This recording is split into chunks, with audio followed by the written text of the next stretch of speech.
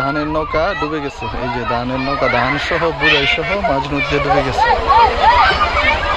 কার জানি ধান, সবাই সাঁতরে আসতেছে। এই যে সবাই সাঁতরে আসতেছে, ঠিক আছে, দেখতে পাচ্ছেন?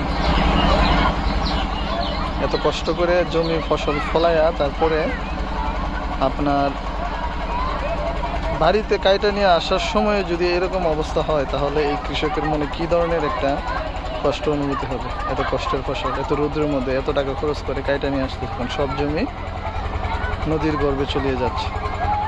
আল্লাহ, তুমি এই কৃষক ফ্যামিলিটাকে সাহায্য করো, তাদেরকে ধৈর্য ধরে তৌফিক দান করো। সবাই দেখতেছে বেশি পানি না এখানে, সবাই মোটামুটি দাঁড়ায় আছে। এর নিচে মনে হয় আর যাবে না নৌকাটা, এতটুকু গভীরে আছে, এতটুকু থাকবে। এর নিচে মনে হয় আর যাবে না। দেখতে পাচ্ছেন কত সুন্দর দৃশ্যটা, খুবই সুন্দর কিন্তু খুবই মর্মান্তক। যার ধান তার জন্য